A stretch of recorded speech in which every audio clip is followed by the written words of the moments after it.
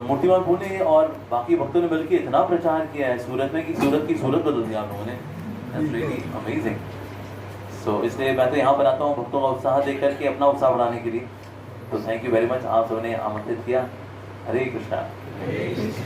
सब लोग श्रीमद् भागवतम से पाठ करेंगे, ठीक है जी। ओम नमो भगवते वासुदेवाय। ओम नमो भगवते वासुदेवाय। ओम नमो भगवते वासुदेवाय। ओम नमो भगवते वासुदेवाय। ओम नमो भगवते वासुदेवाय। ओम नमो भगवते वासुदेवाय। हरे कृष्णा। हम लोग पाठ करें श्रीमद् भागवतम स्कंद 1 अध्याय 2 और श्लोक संख्या है 10। 1 2 10 12 है। 12 में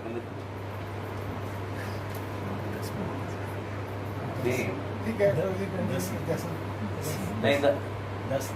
नहीं सीक्वेंस मत खराब करो। पिछली बार कौन सा हुआ था? 11 हुआ था, तो 12 में करते हैं, ठीक है। सो 1 2 12। सो और चैप्टर का नाम है डिविनिटी एंड डिवाइन सर्विस। तो इंग्लिश में पढ़ो, चलेगा? हाँ हिंदी साथ में ट्रांसलेशन ओके। तो हिंदी में से वेदा में खुल जाता है वैसे। है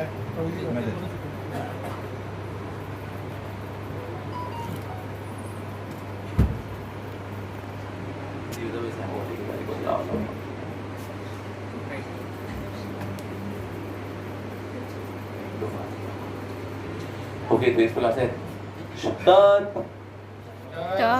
श्रद्धाना मुनयः ज्ञान वैराग्य युक्तया पश्यन्ति आत्मनि च आत्मानं भक्त्या श्रुत गृहीतया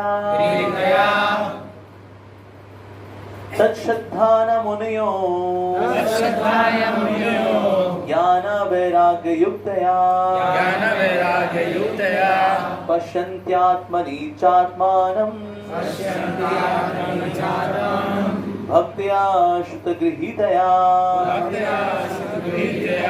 तच्छ्रद्धानां मुनयो ज्ञान वैराग्य युक्तया पश्यन्त्यात्मनि चात्मानं भक्त्या श्रुतगृहीतया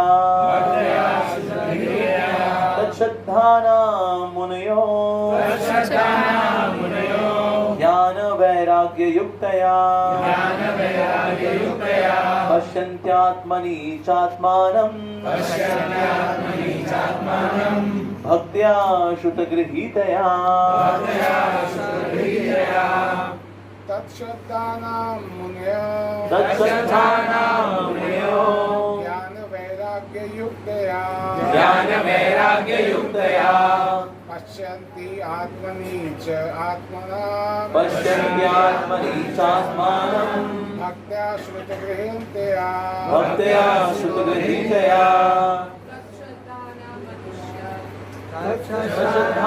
मुनयो ज्ञान वैराग्य युक्तया पश्यन्ति आत्मनि च आत्मानं भक्त्या श्रुतगृहीतया तच्छ्रद्धानां मुनयो ज्ञान वैराग्य युक्तया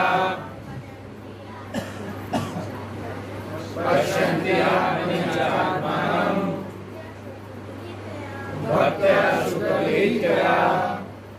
शब्दार्थ अनुवाद तात्पर्य श्री प्रभुपाद जी द्वारा श्री प्रभुपाद की जय। शब्दार्थ तत् वह श्रद्धानाः गंभीर जिज्ञासु मुनयः मुनिगण ज्ञान वैराग्य युक्तया से समन्वित पश्यन्ति पश्यन्ति देखते हैं आत्मनि अपने में च तथा आत्मानं परमात्मा को भक्त्या भक्ति से श्रुता वेद से गृहीतया भली भांति ग्रहण किया गया। धन्यवाद। ज्ञान तथा वैराग्य से समन्वित गंभीर जिज्ञासु या मुनि वेदांत श्रुति के श्रवण से ग्रहण की हुई भक्ति द्वारा परम सत्य की अनुभूति करता है। तात्पर्य: भगवान वासुदेव जो परम सत्य की पूर्ण अभिव्यक्ति के समान है, उनकी भक्तिमय सेवा की प्रक्रिया से परम सत्य की अनुभूति होती है। ब्रह्म उनका दिव्य शारीरिक तेज है और परमात्मा उनका आंशिक स्वरूप है। फलतः ब्रह्म या परमात्मा की अनुभूति परम सत्य की आंशिक अनुभूति मात्र है। मनुष्य 4 प्रकार के होते हैं: कर्मी, ज्ञानी, योगी तथा भक्त। कर्मी भौतिकवादी होते हैं, किंतु शेष 3 आध्यात्मवादी होते हैं। भक्त प्रथम श्रेणी के आध्यात्मवादी होते हैं, जिन्होंने परम पुरुष का साक्षात्कार कर लिया है। दूसरी श्रेणी में वे आध्यात्मवादी आते हैं जिन्होंने परम पुरुष के पूर्ण अंश का आंशिक साक्षात्कार किया है। और तीसरी श्रेणी में वे आते हैं जिन्हें परम पुरुष की दिव्य झांकी का आभास मात्र होता है। जैसा कि भगवद गीता तथा अन्य वैदिक ग्रंथों में कहा गया है, परम पुरुष का साक्षात्कार भक्तिमय सेवा द्वारा किया जाता है, जिसके पीछे पूर्ण ज्ञान तथा भौतिक संगति से वैराग्य सन्निहित रहते हैं। हम पहले ही बता चुके हैं कि भक्तिमय सेवा के बाद ज्ञान तथा भौतिक संगति आते हैं। चूंकि ब्रह्म तथा परमात्मा की अनुभूति उन परम सत्य की अपूर्ण अनुभूतियां हैं, अतः ब्रह्म तथा परमात्मा को प्राप्त करने के साधन अर्थात ज्ञान तथा योग मार्ग भी परम सत्य की अनुभूति के अपूर्ण साधन हैं। भक्ति ही एकमात्र पूर्ण विधि है जिससे गंभीर जिज्ञासु को परम सत्य की अनुभूति हो सकती है, क्योंकि भक्ति की नींव पूर्ण ज्ञान तथा भौतिक संग से वैराग्य के ऊपर खड़ी होती है और वेदांत श्रुति के श्रवण द्वारा सुदृढ़ होती है। अतः ऐसा नहीं है कि भक्ति अल्पज्ञ अध्यात्मवादियों के निमित्त होती है। भक्तों की 3 श्रेणियां हैं: प्रथम, द्वितीय, तृतीय। तृतीय श्रेणी के भक्त या नवदीक्षित भक्त जो ज्ञान विहीन होते हैं, वे भौतिक संगति से विरक्त नहीं होते। वे तो मंदिर में अर्चा विग्रह की पूजा की प्रारंभिक प्रक्रिया के प्रति ही आकृष्ट होते हैं। ऐसे भक्त भौतिक भक्त कहलाते हैं। ऐसे भक्त आध्यात्मिक लाभ की अपेक्षा भौतिक लाभ के प्रति अधिक आसक्त रहते हैं। अतः मनुष्य को इस भौतिक भक्ति की उन्नति करके भक्ति की द्वितीय अवस्था प्राप्त करनी होती है। इस द्वितीय अवस्था में भक्त को भक्ति की दिशा में 4 तत्व दिखाई पड़ते हैं: परम ईश्वर, उनके भक्त, अज्ञानी तथा ईर्ष्यालु। मनुष्य को कम से कम इस द्वितीय श्रेणी के भक्त की अवस्था तक उठना होता है, जिससे वह परम सत्य को जानने का पात्र बन सके। अतः तृतीय श्रेणी के भक्त को भक्ति संबंधी अनुदेश भागवत के प्रामाणिक स्रोतों से प्राप्त होती है।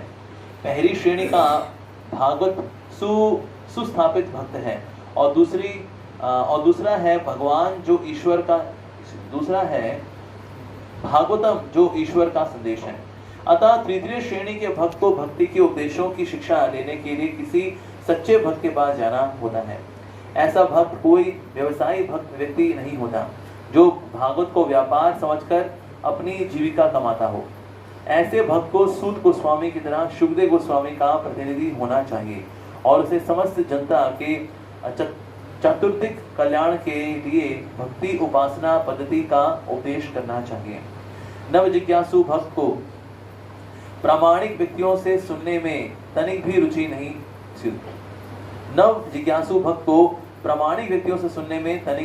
रहती। ऐसा नव जिज्ञासु भक्त अपनी इंद्रिय तृप्ति के हेतु किसी व्यावसायिक व्यक्ति से सुनने का दिखावा करता है। इस प्रकार के श्रवण तथा कीर्तन से सारा मामला गड़बड़ा गया है। अतः इस दोषपूर्ण विधि के प्रति अत्यंत सतर्क रहने की आवश्यकता है। भगवद्गीता या भागवत श्रीमद् भागवत में निहित भगवान के दिव्य संदेश निस्संदेह दिव्य विषय हैं, किंतु ऐसा होते हुए भी उन्हें किसी व्यवसायिक व्यक्ति से ग्रहण नहीं करना चाहिए, क्योंकि वह उन्हें उसी प्रकार दूषित कर देता है जिस प्रकार सर्प अपनी जीभ के स्पर्श मात्र से दूध को विषाक्त कर देता है। अतएव निष्ठावान भक्त को चाहिए कि वह अपनी उन्नति के लिए उपनिषद, वेदांत जैसे वैदिक साहित्य को तथा पूर्ववर्ती आचार्यों अथवा गोस्वामियों द्वारा छोड़े गए संकलित अन्य साहित्यों को सुने। ऐसे साहित्य का श्रवण किए बिना मनुष्य सच्ची उन्नति नहीं कर सकता। बिना श्रवण किए तथा आदेशों का पालन किए बिना भक्ति का प्रदर्शन निरर्थक और वह भक्ति के पथ में अवरोध जैसा है। अतएव जब तक श्रुति, स्मृति, पुराण या पंचरात्र प्रमाणों जैसे सिद्धांतों पर भक्ति स्थापित न हो, तब तक भक्ति के ऐसे प्रदर्शन को तत्काल त्याज्य समझना चाहिए। किसी अनाधिकृत भक्त को कभी भी शुद्ध भक्त की मान्यता नहीं दी जानी चाहिए। वैदिक साहित्य से ऐसे संदेशों को अकस्मात करके अपने भीतर अंतर्यामी परमात्मा को निरंतर देखा जा सकता है। यह समाधि कहलाती है। ओम अज्ञानतिमिरान्धस्य ज्ञानाञ्जनशलाकया चक्षुरुन्मिलितं येन तस्मै श्रीगुरुवे नमः। श्रीचैतन्यमनोभीष्टं स्थापितं येन भूतले स्वयं रूपः तदा मह्यं ददाति स्वपदान्तिकं। वन्देऽहं श्रीगुरो श्रीपदकमलं श्रीगुरुन् वैष्णवांश्च श्रीरूपं साग्रजातं सहगणरघुनाथान्वितं तं सजीवं साद्वैतं सावधूतं परिजनसहितं कृष्णचैतन्यदेवं श्रीराधा कृष्णपादान् सहगणललिता श्रीविशाखान्वितांश्च। हे कृष्ण करुणा सिन्धो दीनबन्धो जगत्पते गोपेश गोपिकान्त राधाकान्त नमोस्तुते। तप्त कांचन गौरांगी राधे वृंदावनेश्वरी दृश्यभानुसुदेवी परमामि हरिप्रिये। वाञ्छाकल्पतरुभ्यश्च कृपासिन्धुभ्य एव च पतितानां पावनेभ्यो वैष्णवेभ्यो नमो नमः। जय श्री कृष्ण चैतन्य प्रभु नित्यानंद श्री अद्वैत गदाधर श्रीवासदि गौर भक्तवृंद। हरे कृष्णा कृष्णा कृष्णा हरे हरे, हरे राम राम राम हरे हरे। नमो विष्णुपादाय कृष्णकृष्णाय भूतले श्रीमते भक्तिवेदांत स्वामिनिति नामिने। नमस्ते सारस्वते देवे गौरवाणी प्रचारिणे निर्विशेष शून्यवादी पाश्चात्यदेशाय। मूकं करोति वाचालं पंगुं लङ्घयते गिरिं यत्कृपातमहं वन्दे श्रीगुरुदिनसारिणं परमानन्दमाधवं श्रीचैतन्येश्वरम्। हरे कृष्णा। तो बहुत ही सुंदर श्लोक है, तत्व और सिद्धांत से भरा हुआ श्लोक है ये। और देखो प्रभुपाद जी ना, बड़ी खास बात क्या है, इनको तात्पर्य लिखने में कोई आलस नहीं है। इनको लंबे लंबे तात्पर्य हैं। ये थोड़ा बहुत कहेंगे भैया ठीक है बाकी आप समझ जाओ, ऐसा नहीं है। ये तात्पर्य देने में इनको कोई दिक्कत नहीं है। और ये जो तात्पर्य है, जैसे फर्स्ट कैंटो का भी तात्पर्य है, ये प्रभुपाद ने टाइप किया है। बोलने में होता कोई व्यक्ति लंबा तात्पर्य दे दे, पर टाइप करने में तो थोड़ा छोटा लिख देते हैं।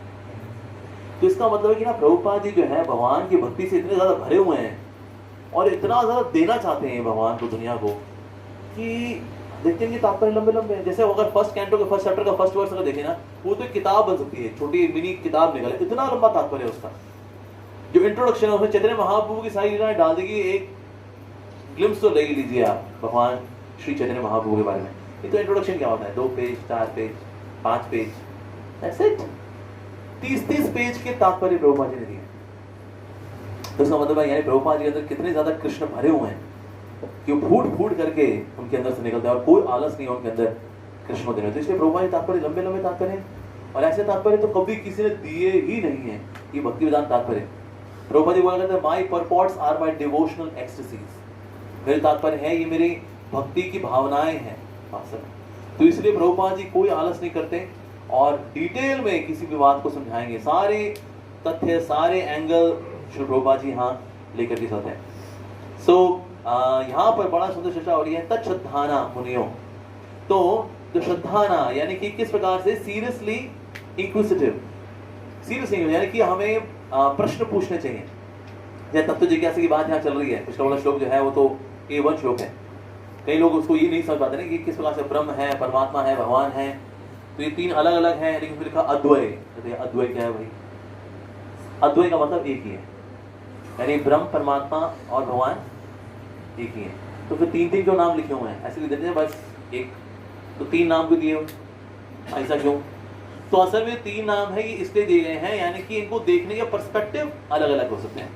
यानी कि मैं किसी व्यक्ति को दूर से देखूंगा, थोड़ा पास जाके देखूंगा, थोड़ा और पास जाके देखूंगा। तो हम जब ब्रह्म की जब चर्चा करते हैं तो अक्सर लोग मानते हैं ब्रह्म का मतलब निराकार, लेकिन एक्चुअली ब्रह्म का मतलब निराकार नहीं था। ब्रह्म का मतलब जेनेरिक डिस्क्रिप्शन, जेनेरिक, उसको बोलते हैं ब्रह्म। फॉर एग्जाम्पल जैसे रामलीला हुआ है, मैं बोलूं ये एक व्यक्ति है, ये सही गलत है? सही है, लेकिन ये बहुत जेनेरिक डिस्क्रिप्शन है। व्यक्ति व्यक्ति तो बहुत सारे हैं, कुछ और बातें बताइए। रामलीला प्रभु है, इनकी बिटिया भी है, इनकी वाइफ ये है, रहते यहाँ है, इनको इडली वड़ा डोसा सांभर बड़ा पसंद है, आज सुबह इतने बजे उठे थे ये, दोपहर में वहाँ जाते हैं, ऑफिस में जाते हैं, शाम को इनका बिजनेस भी है, दिस दैट। अब ये बहुत डिटेल डिस्क्रिप्शन हो गया, राइट? तो जब भगवान का बहुत विस्तृत डिस्क्रिप्शन होता है तो वो भगवान वाला फीचर है, और बहुत जेनेरिक वाला डिस्क्रिप्शन उसको बोलते हैं ब्रह्म।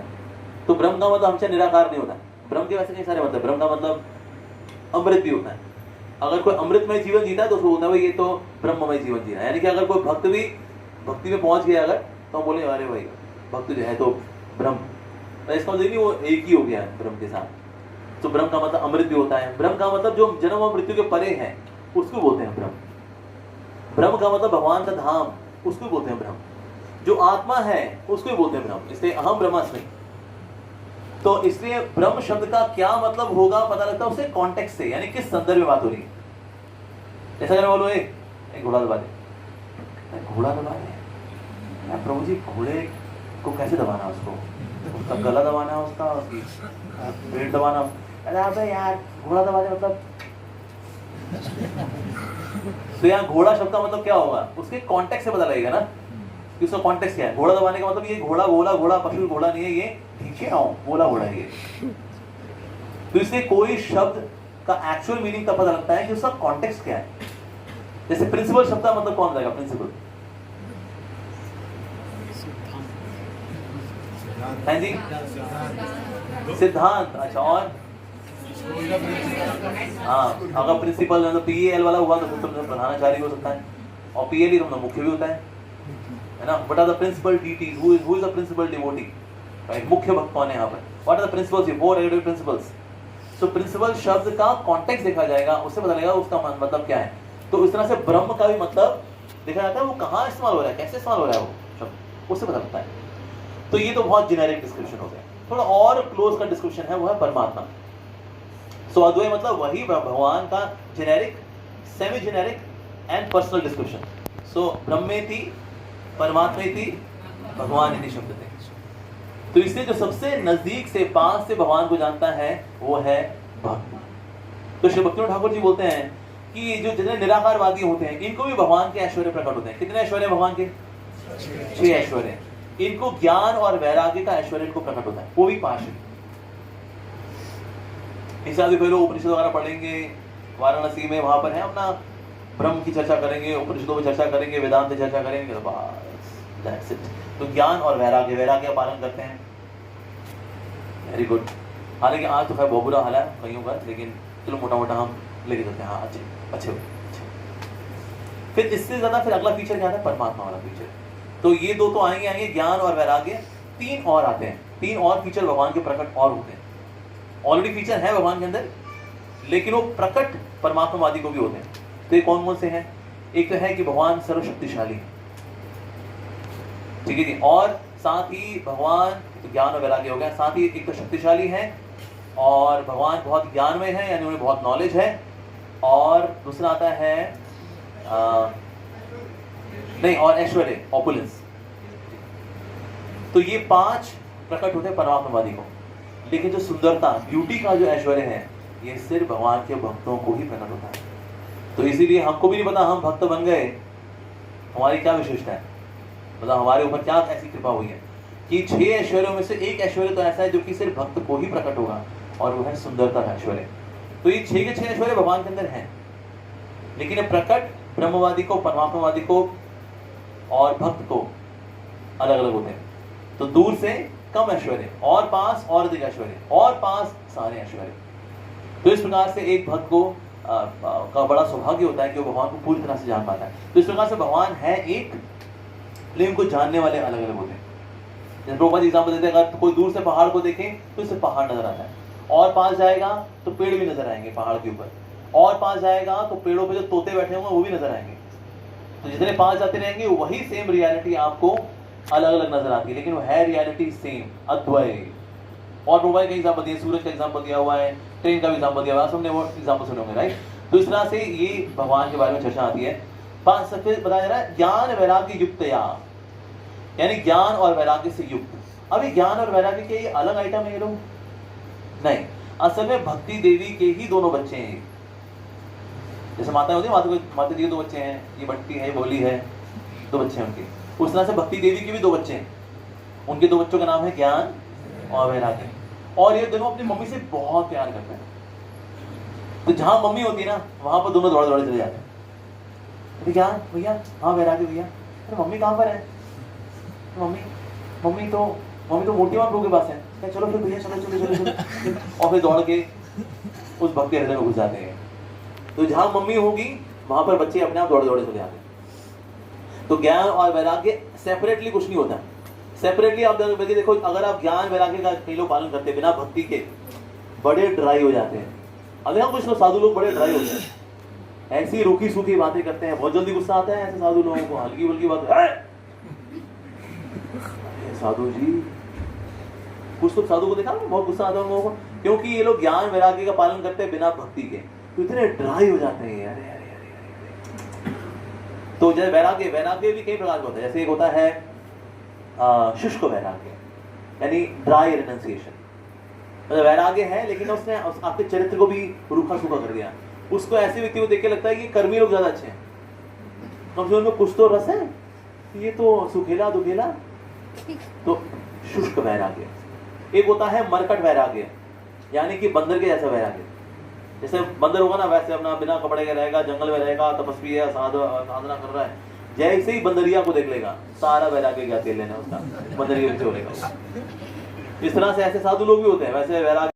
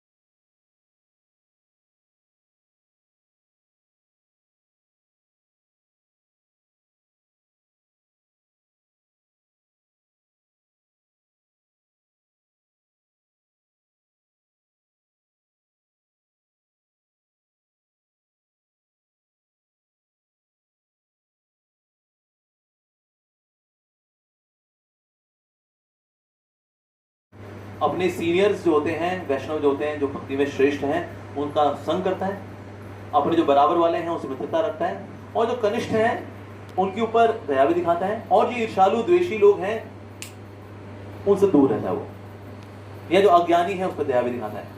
तो इसलिए वो जानता है किसके साथ कैसी डीलिंग करनी है, उसको बोलते हैं मध्यम वैष्णव। मध्यम वैष्णव को अकल होती है, यानी कि प्रीचिंग करने के लिए, प्रचार करने के लिए कम से कम मध्यम वैष्णव होना जरूरी है। अगर कोई व्यक्ति मध्यम नहीं है तो प्रीचिंग के नाम पे वो धूम धड़ाका बजाता है वो। फिर बाहर के लोग ऐसे व्यक्ति के संग में आकर के थोड़ी श्रद्धा कमजोर होती है, कहता हम मिले थे भक्त से, हरकतें थी उनकी भक्त वाली थी नहीं वैसे, धोती कुर्ता तो पहने हुए थे लेकिन बातचीत करने का ढंग, चलने फिरने का ढंग, यहाँ वहाँ माताओं के साथ हाँ हाँ हाँ ही भी लगे हुए थे वो तो साधु बाहर से हैं, अंदर से साधु नहीं। तो इसलिए अगर कोई व्यक्ति वाकई मध्यम वैष्णव है तो वो जानता है किसके साथ कैसे व्यवहार करना है, ये उसको अकल होती है। सो दैट इज अ मध्यम वैष्णव। प्रभुपाद जी बोला करते थे अगर इस्कॉन के सारे डिवोटी मध्यम भक्त बन जाएं, क्योंकि होगा नहीं एकदम से, धीरे धीरे करके होगा। अगर इस्कॉन के सारे डिवोटीज मध्यम वैष्णव बन जाएं, I will conquer the world in 18 days, मैं 18 दिन में पूरी दुनिया को जीत लूंगा। मतलब मध्यम भक्त बनना कितनी ऊंची बात है। और ज्यादातर लोग मध्यम होते नहीं है, क्योंकि उनका ज्ञान भी पक्का हुआ नहीं होता, श्रद्धा भी जो है आनी पोनी होती है उनकी। लेकिन मध्यम होता है उसकी श्रद्धा अच्छी होती है भगवान के अंदर, और ज्ञान भी उसको होता है, थ्योरेटिकल नॉलेज तो उसको अच्छी खासी होती है, वो धीरे धीरे और पकेगी। सो ऐसे व्यक्ति को बोलते हैं मध्यम वैष्णव, और जानते हैं किसके साथ कैसी डीलिंग करनी है, ऐसे मध्यम वैष्णव। फिर होता है उत्तम वैष्णव। जो उत्तम वैष्णव होता है उसकी श्रद्धा भी बहुत स्ट्रांग होती है, उसका ज्ञान भी बहुत स्ट्रांग होता है, उत्तम वैष्णव। और जो उत्तम वैष्णव होता है वो खुद को भक्त नहीं मानता, बाकी सबको भक्त मानता है। इसलिए उत्तम वैष्णव प्रचार नहीं करता, क्योंकि उत्तम वैष्णव मानता है मैं क्या प्रीचिंग करूं जी, ये सब तो भक्त हैं, बस एक ही व्यक्ति भक्त नहीं बना मैं। कनिष्ठ का बिल्कुल उल्टा है, कनिष्ठ मानता है एक ही भक्त हुआ मैं, बाकी सब चिलगोजे ही रह गए। इसका बिल्कुल उल्टा होता है उत्तम वैष्णव, कहता बस सब भक्त बन गए जी, बस एक ही टपोरी आदमी रह गए संसार में। तो इसलिए उत्तम वैष्णव प्रचार नहीं करता है, प्रीचिंग किसको करेंगे, सब डिवोटी है, everyone is from Krishna family.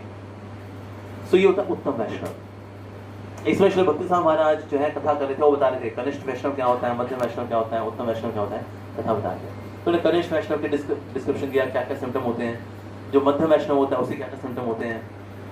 फिर वो जो उत्तम वैष्णव पे आए तो उन्हीं क्लास में बैठे हुए थे श्री गौर किशोरदास बाबा जी महाराज। उन्होंने कहा देखिए अब मैं उत्तम वैष्णव के बारे में कुछ नहीं बताऊंगा, आप बस श्री गौर किशोरदास बाबा जी महाराज चरित्र देख लीजिए, यही होता है उत्तम वैष्णव। अब लेकिन श्री गौर किशोरदास बाबा जी महाराज ही वाज वेरी एम्बैरेस्ड, वो वहां से उठ करके फिर वो चले गए थे हालांकि। बट यस, ये तीनों तरह के भक्त जीवन में होते हैं। तो हमें संग लेकिन किसका करना चाहिए, मध्यम वैष्णव का। उत्तम वैष्णव को गाइड नहीं करेगा, कहता है क्या गाइड करूंगी, आप भक्त हो मैं अभक्त हूँ।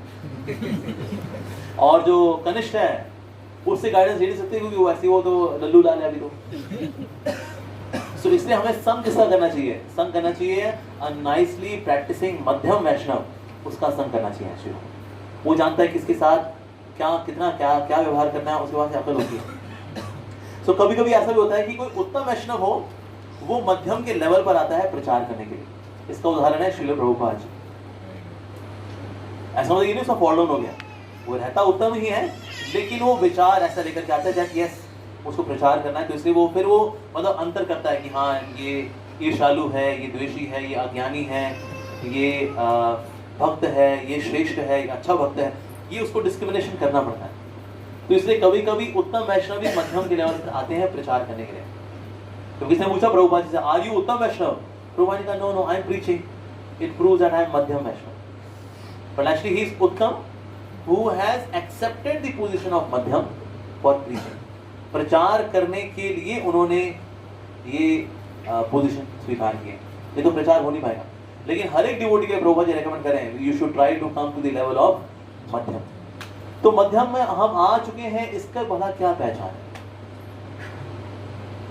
को बोलता है हाँ प्रभु जी मेरे को 20 साल हो गए, सो मैं मध्यम।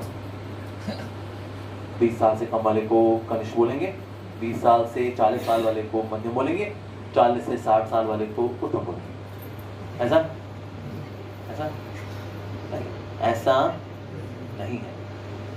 तो हमारे आचार्य श्री विश्वनाथ चक्रवर्ती बता रहे हैं कि अगर कोई व्यक्ति निष्ठा के लेवल पे आ जाता है तो हम उसको मध्यम मानते हैं। निष्ठा का मतलब उसको उसके नियम कायदे वगैरह में उसको कोई दिक्कत नहीं होती, भजन करने में उसको कोई समस्या नहीं आती, चैंटिंग में उसका मन नहीं भटकता, अटेंटिव चैंटिंग करता है, रेगुलरली चैंटिंग करता है, अपनी चैंटिंग में मिस नहीं करता। 16 माला में कोई झोल नहीं होता कि चलो आप 12 करके सो जाए, 4 कल निपटा देंगे, कल 20 कर लेंगे ना। अगर ये हाल चाल है अभी, यानी कि अभी हम निष्ठा के लेवल पे नहीं है। अगर भोग की ओर बार बार ध्यान जाता है और भोग भी कर लेते हैं, फिर दुखी बता रहे हैं, फिर गुस्से में फिर भोग करिए, अबे फिर भोग करिए, अबे ये होता है। हाँ जी होता है, यानी अभी हम मध्यम नहीं है। अगर नियमों का पालन करने में थोड़ा झोल होता है, या नियम तो लेते हैं, कार्तिक आ रहा है, मैं नियम का पालन करूंगा, इस कार्तिक में मीठा नहीं खाना है, व्रत। हमारे ड्यूटी ने ऐसा व्रत किया था। तो एक और बताया तो ऑस्ट्रेलिया से वहां के फार्म की चॉकलेट लेकर के आया वो। प्रभु जी आपके लिए कहता है, अरे यार तुम कार्तिक में को लेकर के आए बोला। तो फिर अब ऐसा कुछ नहीं, भगवान के पास गया, कहता प्रभु मैं कार्तिक में ये सौगंध खाता हूं कि मैं कार्तिक में सिर्फ एक बार मीठा खाऊंगा। तो वाव तो लेते हैं कि हम वचन निभाएंगे, हम नियम का पालन करेंगे, लेकिन जहां मौका होता है तो मौके पे चौका लगाए थे। जैसे ये पुरुषोत्तम मास आया था, मेरे एक मित्र दोस्त ने कहा प्रभु no social media, I am fasting from social media. मैं जाऊंगा नहीं, यूट्यूब इंस्टाग्राम ये मेरा रोज 3-4 घंटा खाए थे। मैं पुरुषोत्तम मास में आई am fasting from social media. फिर किसी ने भेज दिया उसको वीडियो, इसको नहीं देखा तो कुछ नहीं देखा, वो उसने खोल लिया उसको बस। वो जो खुला तो 3 घंटे खुला ही रह गया, व्रत खलास। तो जैसे इसलिए नियमों का पालन न कर पाना ये भी कब आता है, जब कोई व्यक्ति मध्यम लेवल पे अभी नहीं पहुंचा है। जो मध्यम वैष्णव होता है नियमों का पालन आराम से कर लेता है। ये 4 नियम जो है, 4 नियम है, चौथा नियम का स्ट्रगल तो कई सालों तक रहता है। नो मीट ईटिंग आ जाए जी, हमने बचपन से मीट नहीं खाया। नो गैम्बलिंग, अरे गैम्बलिंग हमने कोई जुआ खेला है। नो इंटॉक्सिकेशन, अरे हमने अभी कोई नशा किया। चौथा बस दुखती रख पे हाथ ना। चौथा नियम जो है सालों तक चैलेंज रहता है। एक्चुअली अगर वो पूछता भी है ना, आपके 4 नियम चल रहे हैं, उसका मतलब होता है वो चौथा वाला चलता है क्या, उसका आंतरिक मीनिंग यही होता है। किसी को पता है 3 तो क्या है, 3 का तो हमें होश भी नहीं होता। चौथे वाला जो है ना, उसको लगता है टाइम यहाँ से निकलने में। हाँ, लेकिन एक समय वो भी स्वाभाविक हो जाता है, उसका ही पता नहीं चलता। जब दोनों मानो हस्बैंड वाइफ हैं, दोनों स्थिर हो गए भक्ति में, तो चौथा नियम आराम से चल जाता है, ऐसा कोई समस्या नहीं। Both of them live like friends, but ऐसा कोई नियम टूटने का रहता नहीं कुछ। लेकिन नियमों में कुछ आगे पीछे होना होता है, केंद्र तृतीय से संघर्ष होता है। यस, कई मन आता है यार कहाँ फंस गए गृहस्थ जीवन में, यार पक गए, छोड़ो घर बार चलो हरिद्वार। लेकिन सोचा रहे नहीं यार, कुछ भी हो घर में मुझको अच्छा खाना तो खिलाती है, घर पे रहते। फिर बच्चे ने तो क्या क्या पक गए यार, छोड़ देते हैं घर। क्या मानो को ब्रह्मचारी है, ब्रह्मचारी सोचे यार एक बार शादी कर लेता हूँ, एक बार जी भर के भोग कर लेता हूँ, फिर वैराग्य ले लूंगा। अरे नहीं नहीं नहीं भाई, कौन पड़ेगा पछड़े में, कहाँ कमाइयाँ करूंगा मैं, गधे की तरह काम करूंगा ना, इसी में रहते हैं। सोचा नहीं भाई, जीवन भर मैं नहीं संभाल पाऊंगा खुद को। तो अगर कोई ब्रह्मचारी भी ऐसा सोचे, इसका मतलब वो अभी निष्ठा के लेवल पे नहीं है। अगर गृहस्थ के मन में भी आए वैराग छोड़ना है, घर छोड़ वैराग, ऐसा होता है। हाँ जी होता है। इसका मतलब मध्यम के लेवल पे अभी हम आए नहीं है। तो इससे अगर देखना ये सारे स्टैंडर्ड्स दिए हैं श्री विश्वनाथ चक्रवर्ती ठाकुर जी ने माधुर्य कादम्बरी के अंदर। तो इसलिए हमारी पोल पट्टी खुल जाती है कि मध्यम वैष्णव तो अभी हम नहीं है। लेकिन अगर हम मध्यम बन जाए, सोचिए सारे डिवोटीज इस्कॉन के अंदर मध्यम बन जाए, घमासान प्रचार हो जाएगा। लेकिन हाँ, ये 3 प्रकार की श्रेणियां हैं। तो जो प्रभुपाद जी बोल रहे हैं, कम से कम हमें मध्यम वैष्णव बनने का प्रयास करना चाहिए, यानी कि निष्ठा के लेवल में आने का प्रयास करना चाहिए। तो जानते हैं ना, श्रद्धा, साधु संग, भजन क्रिया अनर्थ की वृत्ति। अगर इसी में झूल रहे हैं हम, इसका मतलब कनिष्ठ। इसके बाद की जो स्थिति आती है वो होता है, उसको बोलते हैं निष्ठा। निष्ठा के बाद फिर रुचि, आसक्ति, भाव एंड प्रेम। तो ये रास्ता है बिल्कुल ये इस तरह से। अब देखो पठार होता है ना, पठार टैट्यू। तो अगर पठार में अगर यहाँ से वो चढ़ रहा हो, चढ़ते चढ़ते चढ़ते फिसल सकता है, चढ़ते चढ़ते फिसल सकता है, चढ़ते चढ़ते फिसल सकता है। जब कोई व्यक्ति यहाँ पहुंचता है उसको बोलते हैं निष्ठा, यानी कि आप भक्ति में बहुत स्टेबल हो चुके हैं, निष्ठा। और यहाँ पर तो आसान है, यहाँ तो ढलान है ना अब। तो इससे निष्ठा के बाद रुचि, आसक्ति, भाव, प्रेम, ये तो फास्ट होता है। लेकिन दुनिया में 99% जनता जनार्दन यहाँ पर है। चढ़ती है, गिरती है, चढ़ी, फिर गिरी, फिर नियम टूट गया, अब फिर नीचे गिर गए, और फिर चैंटिंग हुए, सालों साल यहीं पर उतार चढ़ाव लगा रहता है। जब व्यक्ति यहाँ पर आता है निष्ठा पे, तब बोलते हैं हाँ ये अब मध्यम वैष्णव बन गया है। और फिर इस तरफ आ जाएगा तो ये तो उत्तम वाला साइड आएगी भाई, बहुत बड़े, वेरी नाइस। पर यहाँ तो कोई बिरले ही पहुँचते हैं। 99.99% लोग तो यहीं पर ही बेचारे संघर्ष कर रहे हैं। लेकिन हाँ, प्रभुपाद जी बोल रहे कम से कम यहाँ तो आ जाओ, स्टेबल भक्ति इस पे आना चाहिए। और उसको एक और तमस हमारी ऐसी जैसी कर रहे होते हैं। जैसे हम क्लास में बैठते हैं तो रजोगुण की वजह से मन भटक सकता है किसी का, यहाँ वहाँ ध्यान चला गया, फोन उठा लिया, व्हाट्सएप कर लिया, यहाँ क्लास में बैठी हूँ, थोड़ी देर बाद आती हूँ, प्रभु जी तो चले ही जा रहे हैं, थोड़ा नहीं कब रुकेंगे। तो बीच में व्हाट्सएप हो गया, या तमोगुण है वो भी भक्ति नहीं करने देता। जैसे लोग क्लास में मस्त सो जाते हैं, जपा के वक्त बढ़िया नींद आती है एकदम। लोगों ने एल्प्रेक्स खाने बंद कर दिया।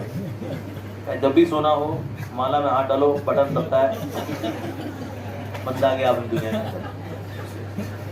तो इसलिए नाम जप करते हुए बहुत अच्छी नींद आती है, ठीक है जी। इसमें देखते हैं भक्त लोग बहुत रिलैक्स है, क्योंकि उनकी नींद में कोई कमी नहीं है। एक वक्त ने बोला, कहता है मेरा हरिनाम बहुत चलता है प्रभु जी, कहता है इसमें कुछ तो है जो सुला देता है।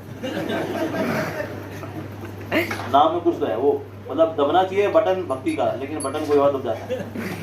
तो तमोगुण भी हमें भक्ति करने देता है। हरिनाम की भक्ति कहीं को बहुत बढ़िया नींद आती है, अरे सीधे उठता है वो 2 घंटे बाद, और बढ़िया क्लास के अंदर बहुत बड़ी अच्छी नींद आती है, क्योंकि सो रिलैक्स, कृष्ण कथा, nice stories and all that, बंदा थका हारा है।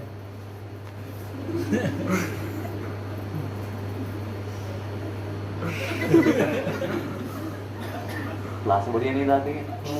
तो तमोगुण भी जो है ना, वो भी हमें तंग करता है, बहुत तंग करता है। मैं तो पर्सनली बहुत एक्सपीरियंस, मैं नया नया भक्ति में आया था, मैं तो बहुत सोता था। सुबह हमारा जपा का 2 घंटा टाइम होता है सुबह, और मेरी माला होती है 4, 5, जिस दिन 6 होती है मैं बड़ा खुश होता, मैंने 6 कर ली, क्योंकि जैसे ही माला में आ गया मेरे बगल के भक्त उठाते रहे, हरि बोल, जय श्री कृष्णा चैतन्य भगवान, जय भाई। जब हरि बोल बोलते हैं उठाओ। हाँ, और कोई अगर बोल दे ईगो हर्ट हो जाती है, क्या है, क्या हुआ? तो सो नहीं रहा था, I was meditating. Sometimes I pray to Krishna. अबे don't you? Thank you बोल जिसने उठाया तेरे को, उसमें ईगो ही पूरी हर्ट होगी कि भाई ऐसे हम सो रहे थे, सो नहीं रहा था, अबे चुप है। मेडिटेशन ऐसे होती है, ऐसे कुछ भी, कुछ तो खराटे वाले जमा करते हैं, उसमें टच कर दो, क्या हुआ? अगर 10 नींद पूरी होगी तो तो तमोगुण जो है ये भक्ति करने नहीं देता है। हाँ, श्रवणम कीर्तन में दिक्कत देता है। रजोगुण भी दिक्कत देता है, इच्छाएं आती हैं बीच में, जो है बेचैनियत होगी, ठीक है, हिलते रहेंगे लोग, है ना, बैठे क्लास में बैठे तो ऐसे हिलते रहेंगे, ये तसल्ली से बैठ जाए, सुन ले, नहाना, ऐसे करते रहेंगे, बीच में कुछ खोल लेंगे। तो रजोगुण हमें तसल्ली से भक्ति नहीं करने देता। तो इससे सात्विकी भक्ति जो है बेसिकली दिस इज रिक्वायर्ड। सात्विकी भक्ति में ये सब डिस्ट्रैक्शंस नहीं आती, लोअर मोड्स की, रजो की, तमो की डिस्ट्रैक्शंस नहीं आती। तो कम से कम हमें सात्विकी भक्ति तो करनी चाहिए। सात्विक भक्ति करते करते एक दिन हम लोग प्रेम भक्ति की ओर बढ़ पाएंगे। So we should aspire for at least devotion service and mode of goodness. ठीक है जी। तो यहीं पे विराम देते हैं। सारे बता रहे भाई क्या पर भक्ति करनी कैसे, लेकिन श्रवणम करके, बेस्ड ऑन शास्त्र, शास्त्र पर आधारित हमें श्रवणम करेंगे तो उससे भक्ति बढ़ेगी, जितना सुनेंगे उतनी भक्ति बढ़ेगी। ठीक है, किसी को प्रश्न है जी? Let's take